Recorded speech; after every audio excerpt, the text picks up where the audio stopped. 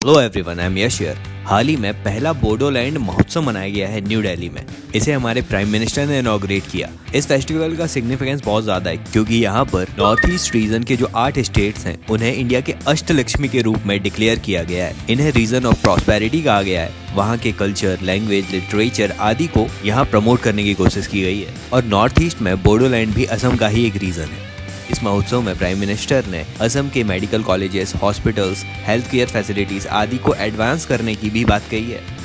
अब यहाँ पर बोडो कम्युनिटी के लैंग्वेज, लिटरेचर, कल्चर को सेलिब्रेट किया गया, जिसकी थीम थी peace and harmony for prosperous Bharat. ये बोडोलैंड फेस्टिवल 2020 में हुए बोडो पीस अकॉर्ड के बाद मनाया गया, जिसने पिछले 50 साल से चले आ रहे कॉन्फ्लिक्ट को खत्म किया था और इसी फेस्टिवल के थ्रू पीस और यूनिटी को स्ट्रेंथन करने की बात की गई।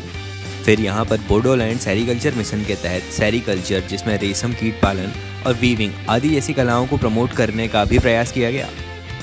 और असम के एरिया में मानस नेशनल पार्क और अदर नेचुरल अट्रैक्शंस के तहत टूरिज्म बूस्ट करने तथा वाइब्रेंट बोडोलैंड पर बात की गई। और इन सब चीज़ों से यहाँ की इकोनॉमिक बूस्ट करने की भी बात की गई, क्योंकि यहाँ के कुछ जीआई टैग के प्रोडक्ट्स को भी यहाँ शोकेस किया गया, जैसे डोखोना, गामसा, कराई दाखिनी आदि जैसी चीज़ों को शोकेस किया गया।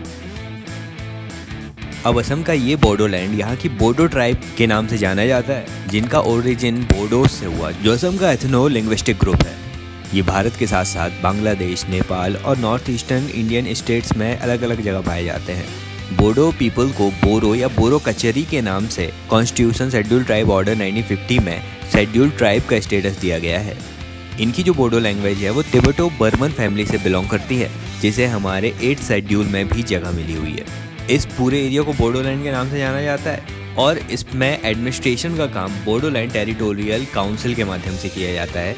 इसीलिए इस क्षेत्र को इंडियन कॉन्स्टिट्यूशन के 6th शेड्यूल 6ठी अनुसूची में लिस्ट किया गया है। असम, त्रिपुरा, मेघालय, मिजोरम, ये 4 स्टेट आते हैं 6th शेड्यूल में। और इस 6th शेड्यूल में ही ऑटोनोमस डिस्ट्रिक्ट काउंसिल की स्थापना की गई है, ताकि वहाँ के ट्राइब्स के रीजनल राइट्स को प्रोटेक्ट किया जा सके। इस बारे में डिटेल आर्टिकल 244 के क्लॉज ए में दिया गया है। ऑटोनोमस डिस्ट्रिक्ट काउंसिल मूलतः यहाँ के लोगों के राइट्स तथा कल्चरल आइडेंटिटी को प्रोटेक्ट करने का काम करता है, जो मुख्यतः वहाँ की ट्राइबल कम्युनिटीज को एम्पावर करते हैं, गवर्न और प्रोटेक्ट करने का काम करता है, उनकी यूनिटी को बनाए रखने का काम करता है। Autonomous district council administration, judicial और फाइनेंशियल पावर के साथ काम करता है। असम में बोडोलैंड टेरिटोरियल काउंसिल के अलावा कार्बी एंगलोंग ऑटोनोमस काउंसिल और डीमा हासाओ ऑटोनोमस काउंसिल भी मौजूद है। ये मुख्यतः इन एरियाज के सोशियो इकोनॉमिक डेवलपमेंट पर फोकस करते हैं। तो बस ये सारी बातें थी बोडोलैंड फेस्टिवल के बारे में, जो न्यू दिल्ली में इनॉग्रेट किया गया। वीडियो अच्छा लगा लाइक कर देना, शेयर करना अपने फ्रेंड्स के साथ। Thank you so much for listening. Please support if you want more videos like this.